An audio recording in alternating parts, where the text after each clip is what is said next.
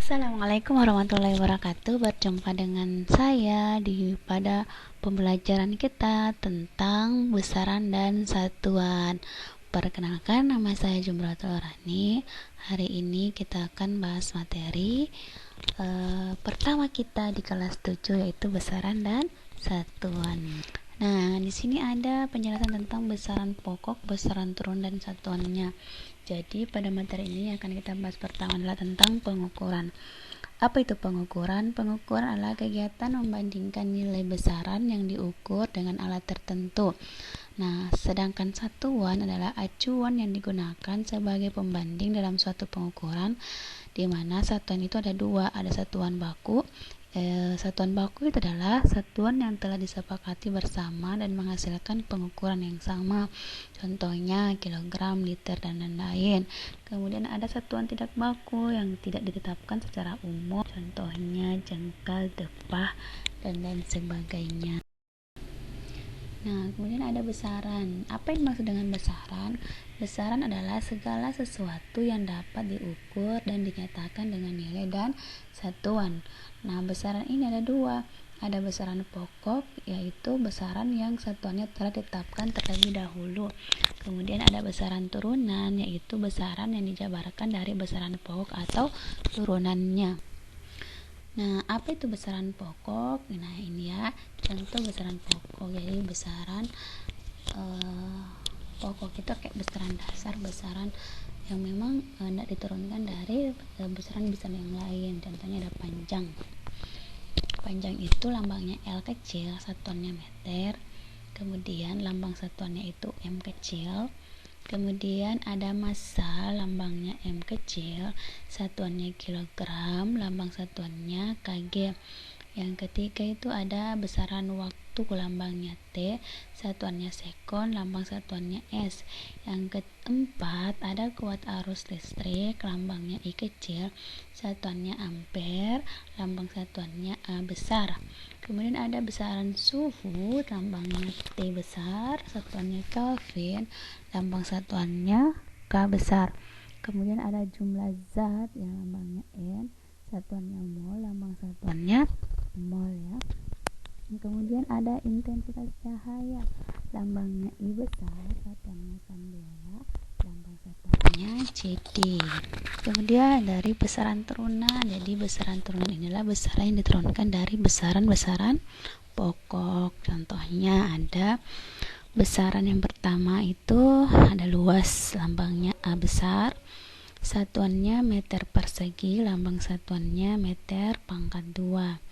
Kemudian yang kedua ada besaran volume, lambangnya V besar, satuannya meter kubik, lambang satuannya meter pangkat 3.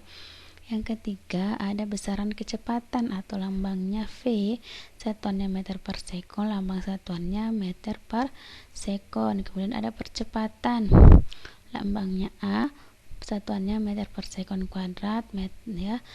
Lambang satuannya M per S pangkat 2. Kemudian ada gaya, lambangnya F besar, satuannya Newton, lambang satuannya N besar atau sama dengan kg kali M per S pangkat 2. Kemudian ada usaha, lambangnya W besar, satuannya joule, lambang satuannya J. Kemudian ada besaran daya, lambangnya P, satuannya watt ya, lambang satuannya W. Nah, kemudian ada notasi ilmiah yang harus kalian pahami, yaitu bilangan berpangkat ya, awalan dan simbol bilangan 10 berpangkat. Misalkan bilangan yang 0,00000000001 itu 10 pangkat minus 12 ya. Kita hitung berapa jumlah nolnya ya. Kita hitung, jadi jumlah nolnya itu ada 12, maka ditulis 10 pangkat min 12. Karena apa pangkat min 12? Karena dia itu 0, nah awalannya piko, simbolnya P. Nah misalkan juga kalau 0,000000001 berarti dia nolnya ada 9. Jadi 10 pangkat min 9 awalannya nano atau simbolnya n kecil ya. Kemudian ada 0,000001, jadi nolnya itu ada 6, berarti dia 10 pangkat minus 6 awalannya mikro ya. Kemudian 0,001, nolnya ada 3, berarti 10 pangkat minus 3 awalannya mili. Kemudian ada 0,01, berarti nolnya ada 2, berarti dia 10 pangkat minus 2 atau senti. Kemudian ada 0,1, 10 pangkat minus 1, jadi awalannya desi. Ada 1 itu 10 pangkat 0, dia tidak memiliki awalan. Ada 10 atau 10 pangkat 1, dia awalannya D.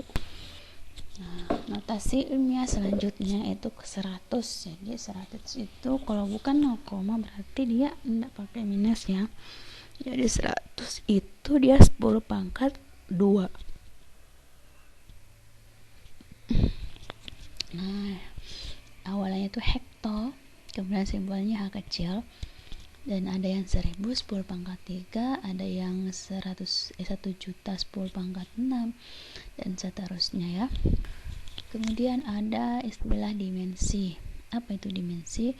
Dimensi ini suatu besaran yang menggambarkan bagaimana besaran tersebut disusun dari kombinasi besaran-besaran pokok ya. Contohnya seperti ini: panjang dimensinya L besar, massa dimensinya M besar, waktu dimensinya T besar, kuat arus listrik dimensinya I besar, suhu theta dimensinya, kemudian ada jumlah zat dimensinya 6, I dan kualitas cahaya dia dimensi J.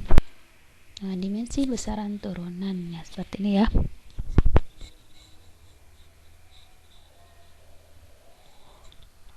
Luas itu kan dia rumusnya panjang kali lebar, ini panjang.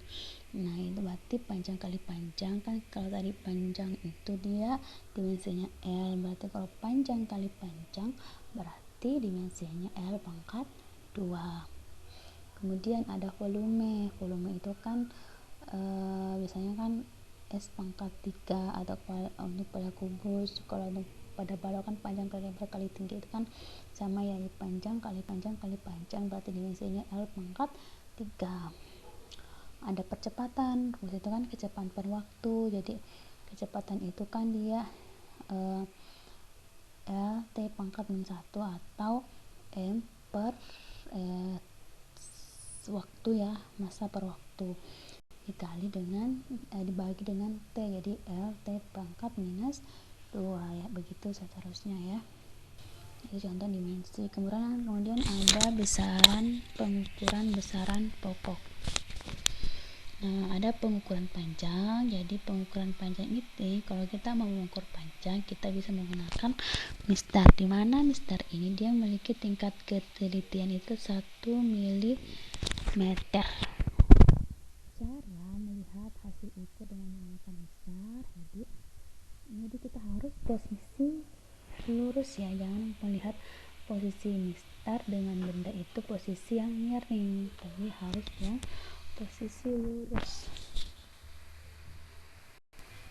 Kemudian pengukuran panjang kedua dapat menggunakan jangka sorong. Nah, jangka sorong ini ketelitiannya lebih tinggi dibandingkan mistar, jadi dia 0,1 mm. Jangka sorong seperti ini ya. Nah, dia terdiri dari ada rahang tetap atas, rahang tetap bawah, kemudian ada benda yang diukur. Nah, ada rahang sorong bawah dan lain sebagainya. Kemudian ada pengukuran panjang ke dalam mikrometer circle, di mana tingkat ketelitiannya itu 0,01 mm ya, seperti ini dia. Kalau dia ini sekrup ini dia lebih ke mengukur apa ya, silinder ya. Ada ada landasan, ada sekrupnya. Nah, ini cara menghitungnya, ini lebih mikrometer sekrup ini dengan jangka sorong dibandingkan dengan besar ini tingkat ketelitiannya lebih tinggi ya, 0,01 mm.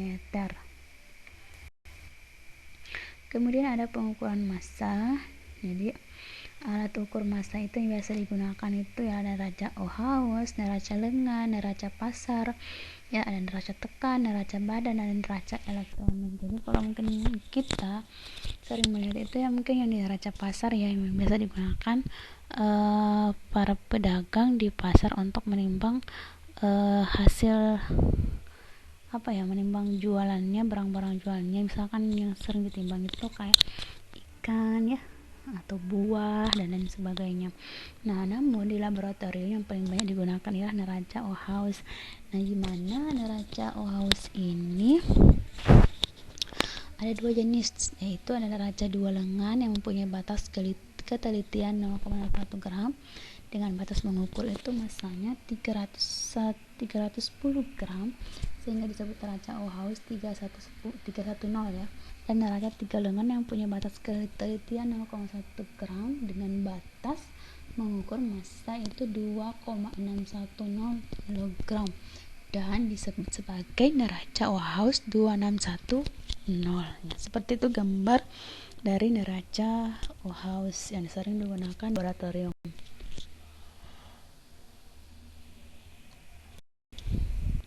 Kemudian pengukuran waktu. Jadi kalau mengukur waktu itu alatnya dapat berupa jam dan stopwatch dan lain-lain.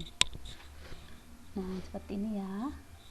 Kemudian contoh, posisi jarum penunjuk besar itu menunjukkan angka berapa? Angka 5. Misalkan, jadi kemudian posisi jarum penunjuk kecil itu menunjukkan yang menit ke menit ke berapa, 43 atau detik ke berapa maksudnya ya. Maka hasil pengukurannya itu 5 menit tambah 43 sama dengan 343 sekon. Nah, ini kan 1 menit itu kan 60 detik, jadi 5 kali 60 itu kan 300 tambah 43 sekon, hasilnya 343 sekon. Jadi penulisan hasil pengukurannya itu 343 tambah 1 sekon. Nah, kita masuk di materi angka penting. Apa yang dimaksud dengan angka penting? Angka penting adalah angka-angka yang diperoleh dari hasil pengukuran yang terdiri dari angka-angka pasti dan satu angka terakhir yang diragukan. Aturan angka penting yang pertama itu ada semua angka 0 adalah angka penting. Contohnya 2.345.671 berarti angka penting itu ada 7 ya. Angkanya ada 7. Ada 2, 3, 4, 5, 6, 7 dan 1. Kemudian contoh selanjutnya itu ada angka 1, 3, 4, 5, 6 berarti ada 5 angka penting. Kemudian angka 0 yang terletak di antara angka bukan 0 termasuk angka penting. Misalkan angka 0 itu kayak antara nilai angka 0 antara 2 dan 4 dan angka 0 di antara 4 dan 5 itu dihitungnya sebagai angka penting. Jadi jumlah angka penting itu ada 7. Kemudian yang di bawah itu ada 8 angka penting. Kemudian semua angka 0 di daratan terakhir di belakang koma desimal termasuk angka penting. Misalnya 1,34000 berarti itu dihitung nolnya ya sebagai angka penting. Kemudian angka-angka yang nol yang digunakannya untuk titik desimal tidak termasuk angka penting. Angka 0 itu diubah menjadi notasi ilmiah. Misalnya jika 200.000, nah di notasi ilmiahnya kan 2 kali 10 pangkat 5 karena nolnya ada 5. Jadi yang hanya satu angka penting yang dihitung itu hanya 2. Misalkan 0,0052 berarti sama dengan 5,2 kali 10 pangkat minus 3 karena ada 3 nolnya ya. Berarti yang dihitung itu 5,2 nya, berarti ada 2 angka di situ, angka 5 dan 2 berarti memiliki 2 angka penting. Nah, peraturan perkalian dan pembagian angka penting, yaitu aturannya adalah hasil perkalian hasil perkalian atau perbagian dari 2 atau lebih angka penting tidak boleh memiliki banyak angka penting yang melebihi banyaknya angka dari yang dikalikan atau yang dibagi, kecuali untuk perkalian atau pembagian antara angka penting dengan angka eksak, hasilnya dituliskan sebanyak angka penting yang dikali atau dibagi. Contohnya 1,2 ke 1,2 itu 1,44 hasilnya ya, tapi kan jumlah angka pentingnya yang dikalikan itu kan ada 2, 1 dan 2, maka yang dituliskan itu juga sebanyak itu 1 dan 4, yang dituliskan 1,4 saja. Kemudian penjumlahan dan pengurangan angka penting, kebetulannya itu hasil penjumlahan atau pengurangan dari 2 atau lebih angka penting tidak boleh memiliki banyak angka desimal yang melebihi banyak angka desimal dari yang dijumlahkan atau dikurangkan. Contohnya 20,321 tambah 1,1 berarti hasilkan 21,421, jadi hasilnya itu 21,4. Jadi tidak boleh melebihi banyak angka desimal dari yang dijumlahkan atau yang dikurangkan. Oke, itu tadi tentang angka penting. Nah, kalian silakan lakukan percobaan. Ini pada zaman dahulu orang-orang menggunakan anggota tubuhnya untuk mengukur besaran panjang. Misalnya bangsa Mesir kuno mendefinisikan standar besaran panjang sebagai jarak dari siku sampai ke ujung jari yang disebut cubit atau hasta. Bangsa Eropa menggunakan standar besaran panjang sebagai jarak dari ujung ibu jari kaki sampai ke pangkal kaki yang disebut sebagai kaki atau foot.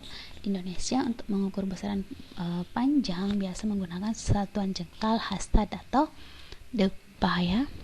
Nah, dapatkah anggota tubuh dijadikan sebagai standar ukuran besaran panjang? Ya, bagaimana menurut kalian? Kemudian lakukan percobaan berikut ya. Ada kegiatan pertama, yaitu silakan ukur panjang meja dengan menggunakan tangan. Kira-kira itu berapa jengkal panjang meja? Kemudian ukurlah panjang meja dengan menggunakan tangan teman. Berapa jengkal panjang meja? Kemudian ukurlah panjang meja dengan menggunakan besar. Berapa sentimeter panjang meja? Ukurlah panjang meja dengan menggunakan mistar teman. Berapa sentimeter panjang meja? Nah, apakah yang dapat Anda simpulkan? Silahkan.